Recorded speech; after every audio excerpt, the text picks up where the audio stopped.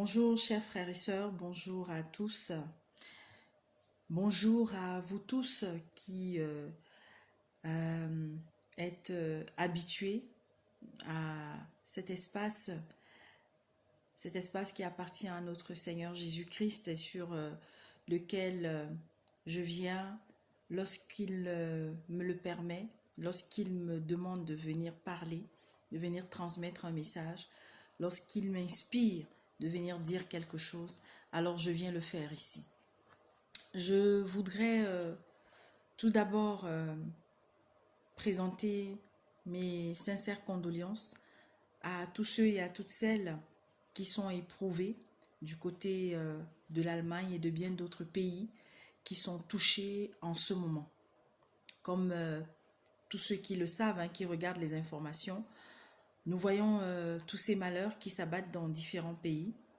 Je pense que pour ceux qui ont suivi les prophéties qui avaient été annoncées en début d'année, ces pays qui sont touchés, l'Afrique du Sud, le Brésil, l'Allemagne et bien d'autres pays, Haïti, tous ces pays-là, malheureusement faisaient partie principalement de la liste des pays qui cette année devaient être touchés. Bien entendu, beaucoup de pays d'Europe.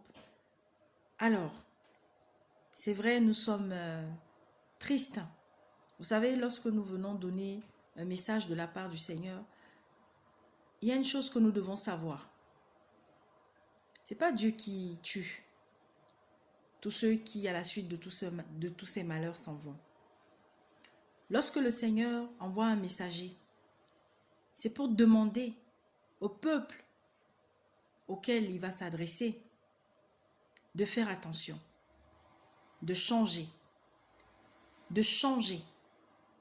avant que ces malheurs ne s'abattent. De changer pour pas que l'ennemi vienne ravir votre âme. Mais malheureusement, depuis des siècles, c'est pratiquement la même chose. Lorsque nous sommes avertis, alors il y en a qui vont se moquer de celui qui vient porter le message. Il y en a qui vont se moquer de ceux qui croient au message. Et il y en a qui vont tout simplement dire « ça ne me regarde pas ». Hier, nous avons appris le décès d'un monsieur qui se présentait comme étant un serviteur de Dieu. Je vais dire d'un monsieur parce que moi, je suis désolée, je ne le considérais pas comme un frère parce qu'il a suffi, n'est-ce pas, d'une seule fois ou de 2 fois que j'aille sur sa chaîne, que j'aille le suivre. C'est vrai que je n'ai pas la prétention de dire que tout faux serviteur, je peux le détecter à distance. Mais ce que je sais, c'est que le Saint-Esprit, lorsque je suis quelqu'un, je demande le discernement. Et il va suffire des fois d'une phrase, il va suffire de quelque chose qui se trouve dans l'environnement dans lequel cette personne qui se dit être un serviteur de Dieu est en train de parler pour m'alerter et me demander de me décaler. Et je peux vous dire que depuis que j'ai suivi ces recommandations que le Saint-Esprit m'a donné, à chaque fois que je tombe sur une personne qui dit être un serviteur, ça peut être un pasteur ou quelqu'un d'autre, un évangéliste, un prophète, un prêtre, vraiment, je demande toujours le discernement auprès du Seigneur. Et même lorsque je suis déjà quelqu'un depuis un moment, mais après, la personne commence à changer, le Saint-Esprit va m'alerter. Voilà pourquoi, mes frères et sœurs, sachez que Dieu ne ment pas. Quand le Seigneur Jésus-Christ a dit qu'avant de partir, il allait nous laisser avec quelqu'un qui sera avec nous tous les jours. Ce quelqu'un sera là pour nous exhorter, pour nous consoler, pour nous reprendre aussi lorsque nous nous comportons mal, pour nous montrer les choses aussi qui sont cachées. Il ne mentait pas. Il parlait du Saint-Esprit. Faisons preuve d'obéissance chaque jour dans notre vie. Et je vous assure que vous serez étonnés des choses que vous pouvez être capable de voir, tout simplement parce que vous êtes obéissant à cette voix qui vous parle et qui, lorsque vous êtes triste, est là pour vous consoler. qui lorsque vous avez une décision à prendre, est là, n'est-ce pas, pour vous guider. Lorsque le matin, vous avez peut-être un rendez-vous, vous voulez aller à ce rendez-vous et va vous dire, attention, prends telle pièce, rajoute ceci à ton dossier. Cette voix qui est là pour vous alerter même d'un danger, ou vous montrer peut-être que dans la famille, il y a quelque chose qui se prépare comme un malheur. Il faut prier. Soyons attentifs à cette voix. Cette voix, c'est le Saint-Esprit. Beaucoup se demandent toujours, mais comment reconnaître la voix de Dieu? Eh bien, c'est cette voix-là. Parce que le diable, même s'il se déguise et aujourd'hui vous donne un bon conseil, mais il ne viendra pas vous donner un bon conseil tous les jours, tout le temps, toute votre vie. Et d'ailleurs, les résultats de ce que vous ferez vous dira si effectivement c'était Dieu qui vous avait donné ce conseil ou pas. Je viens ici tout simplement pour encore supplier tous ceux qui traînent les pieds. Vous êtes nombreux à avoir réagi à la dernière vidéo. Je ne vais pas vous remercier pour avoir suivi cette vidéo parce que ce n'est pas en mon nom que je viens vous parler, mais c'est au nom de l'Éternel. Je ne vais pas vous dire merci pour vous qui avez été nombreux à regarder la dernière vidéo où j'interpellais certains serviteurs, certains frères qui continuent d'être dans l'égarement. C'est bien. Ne le faites pas pour moi. Ne venez pas parce que vous voulez remplir ma case, la case des abonnés. Parce que depuis que j'ai commencé, les frères fidèles à cette chaîne, ils ont toujours été là. On était au nombre, je crois, de 20 ou de 25. Mais en quelques jours, waouh, waouh, c'est bien. Mais seulement, chers frères, chères sœurs, si tu viens sur cet espace, parce que peut-être tu viendras pour entendre encore la sœur Gladys en train seulement de dénoncer les mauvais comportements, eh bien tu as la mauvaise adresse. Si tu viens ici parce que tu recherches le buzz, tu as la mauvaise adresse. Si tu viens ici parce que tu viens pour le Congossa, pour le commérage, pour affairage, tu as la mauvaise adresse. Je vais maintenant m'adresser à ceux qui également viennent sur cet espace pour venir faire la publicité de leur dénomination. Vous êtes à la mauvaise adresse. Il y en a qui ont écrit pour parler de leur maître. Je ne vais même pas prononcer le nom de vos maîtres là. Mais je vous dis simplement parce que vous allez vous reconnaître. Vous êtes à la mauvaise adresse. Et je vais encore vous dire, vous savez, les critiques, je les accepte parce que tout le monde a droit à la parole. Mais si quelqu'un, tu viens ici parce que tu vas venir insulter la sœur Gladys, parce que tu vas venir pour lui dire, et toi aussi, ne mets plus les bijoux, je vais te dire, tu perds ton temps. Parce que celui qui me convainc de mettre le foulard que j'ai sur ma tête-ci, c'est le Seigneur, ce n'est pas un homme. Voilà pourquoi il y aura des jours où vous me verrez avec foulard, des jours où vous ne me verrez pas avec le foulard. C'est selon que mon Père me dit de faire ou de ne pas faire. Je ne vais pas mettre ou ne pas mettre quelque chose sur moi parce qu'un homme se sera levé pour venir me demander cela. Je vous le dis déjà. Avant d'être devant vous comme je le suis aujourd'hui, le Seigneur a pris le temps de me former. Le Seigneur a pris le temps de me préparer. Alors, pour les injures, pour les critiques qui ne servent à rien, qui ne m'apportent rien et qui n'apportent rien aux autres frères et sœurs qui ont besoin d'être soutenus et qui viennent ici, vraiment décalés. Pour ceux qui viennent ici, parce que peut-être ils se disent qu'ils ont affaire à une voyante et qu'elle va continuer de faire de la voyance. Décalé. Votre place n'est pas ici. Ici, c'est pour ceux qui sont désespérés. Ici, c'est pour ceux qui ont peut-être marché partout. Parce que les prostituées spirituelles, ils sont nombreux. Vous avez fréquenté tellement d'églises. Vous êtes allé à gauche et à droite. Et vous vous êtes rendu compte qu'en réalité, partout où vous alliez, le Seigneur n'était pas là-bas. Le Seigneur est dans votre cœur. Le Seigneur Jésus-Christ nous a dit que nous sommes le temple. Le temple. Prenons soin du temple de Dieu. Alors ma sœur, je m'adresse beaucoup plus aux femmes, encore. Parce que c'est vous les plus fragiles, mais c'est aussi vous les plus fortes. Si tu es dans un lieu où tu as un pasteur qui passe le temps à te dire, attache ta tête chaque fois que tu vas aller à l'assemblée. Ne mets plus ci, ne mets plus ça. Entre-temps, lui, il a la montre à la main. Lui, il a la ceinture attachée au rein, marquée peut-être Yves Saint Laurent ou je ne sais pas trop qui, je ne fais pas la publicité ici. Lui, il a la barbe bien tracée. Lui, il se coiffe bien, il part chez le coiffeur, il se cire bien sa tête. Mais toi, il ne fait que te dire de ne plus mettre ta jupe. Oui, que ta jupe ne soit pas au-dessus des genoux, qu'elle soit un tout petit peu en dessous. Que ta jupe soit un peu longue, que ta robe ne te dessine pas les formes comme je ne sais pas quoi, que le haut que tu as porté ne montre pas tes seins comme si c'était des pare-balles, je ne sais pas quoi. Mais habille-toi décemment. Oui. Coiffe-toi bien.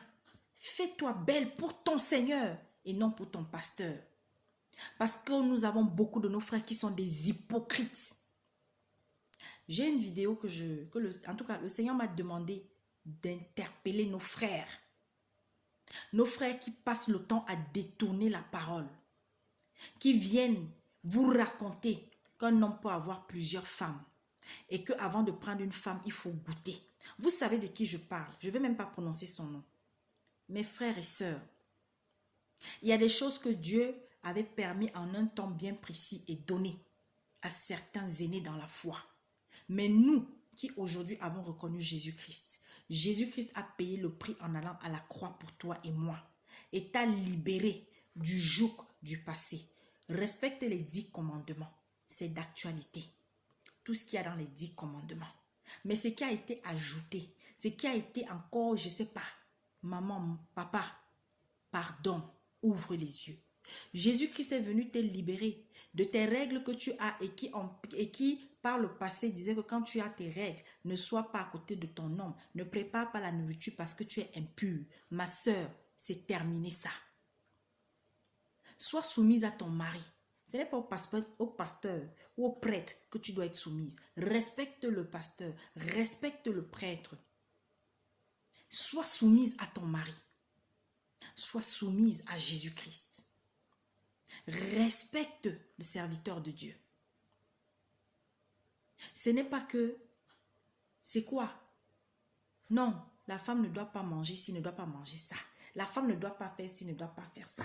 La femme, mes frères et sœurs, réveillez-vous. Réveillez-vous. Il y a des choses que je mettais, il y a des choses que je... Mais vous croyez que c'est un homme qui est venu me dire de ne plus faire ci, ne plus faire ça? Non, non, non, non, c'est le Saint-Esprit qui m'a convaincu et qui chaque jour me dépouille. Qui chaque jour me dit ne mets plus ci, ne mets plus ça.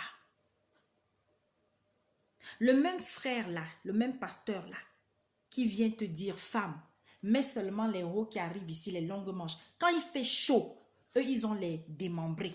Quand il fait chaud, eux ils ont le droit de s'habiller comme ils veulent. Mais toi, on te dit non, de ne pas, si tu mets un haut qui est ici, ça veut dire que tu es en train d'exciter je ne sais pas qui.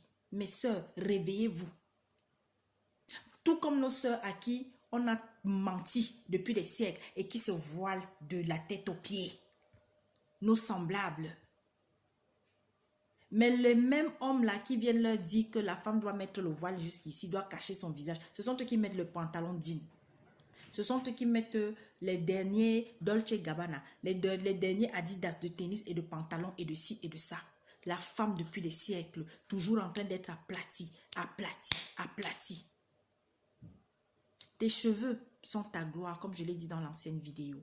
Et lorsque le Seigneur te demande de les couvrir, il faut les recouvrir. Oui, il y a des choses aujourd'hui que nous ne devons plus porter, comme ces mèches-là. Il y a des mèches-là, il y a des choses-là. Je reviendrai avec une vidéo là-dessus. Mais, de grâce, c'est mon fils qui est en train de passer. Il fait chaud et il est en train de passer. Voilà. Parce que je sais que quand on va le voir passer, on va dire que ah, le mari de... C'est mon fils. Il sort de la chambre, il fait chaud. Il est tard. Il est 2 heures du matin pendant que je suis en train de vous parler. Parce que je vous connais. Vous allez vous attarder maintenant. Ah, il y a quelqu'un qui est passé là-bas, là, il était torse nu. Oui, c'est mon fils, il est chez lui. Il a le droit de passer là, torse nu là. C'est un petit garçon. Parce que je vous connais. Donc, mes frères, j'ai parlé de beaucoup de choses. Je vais revenir parce que j'ai 3 messages que le Seigneur m'a donné de venir délivrer.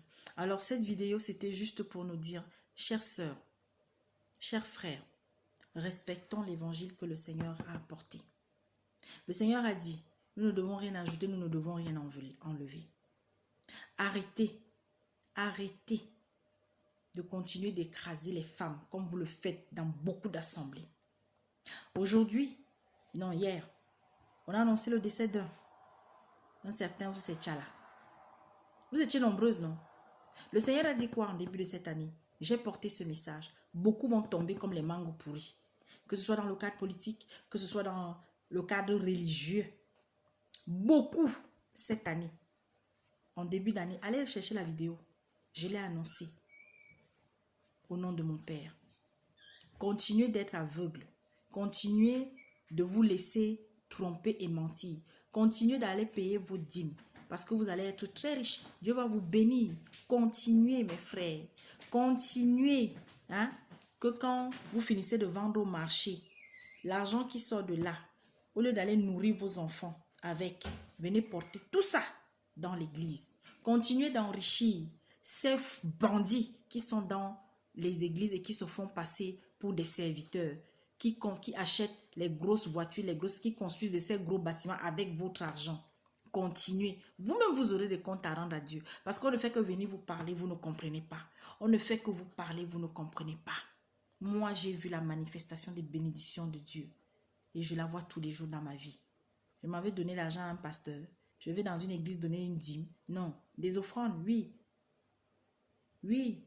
Je ne vais pas venir étaler les œuvres que mon époux et moi, ce que nous faisons au nom de l'Éternel, parce que c'est entre Dieu, lui et moi. La charité est silencieuse, la vraie. La vraie charité est silencieuse. Pas les gens qui s'affichent, qui viennent sur YouTube, montrer les liasses d'argent.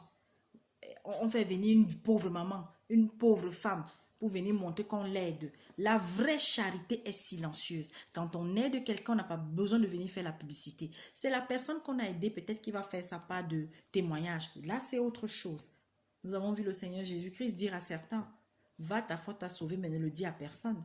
Mais il savait très bien que la personne devait aller témoigner. Oui, parce que nous devons témoigner des œuvres que Dieu fait dans notre vie. Je vous souhaite un bon début de semaine. En semaine, je vais revenir avec une vidéo. Et je peux déjà donner. Hein. Ouais, je vais beaucoup m'adresser à nos frères et sœurs, comme je dis encore. Surtout nos frères. Nos frères. Oui, vous avez déjà assez trompé le peuple comme ça. Ça suffit. Ça suffit. Arrêtez. Vous avez vu vos collègues qui sont en train de partir. Vous entendez ceux qui sont en train de partir. D'autres sont en train de devenir fous. Depuis que leur femme est morte, c'est tous les jours qu'ils viennent parler maintenant. Ils passent le temps à ressasser les souvenirs de leur femme seulement devant les fidèles. Ta femme est décédée, qu'est-ce que c'est tous les jours que tu viens parler de ta femme? Tous les jours. Laisse-la. Laisse-la. Elle attend sa part là-bas, le moment venu. Si tu es un véritable serviteur de Dieu, occupe-toi des vivants. Soyez bénis. À bientôt.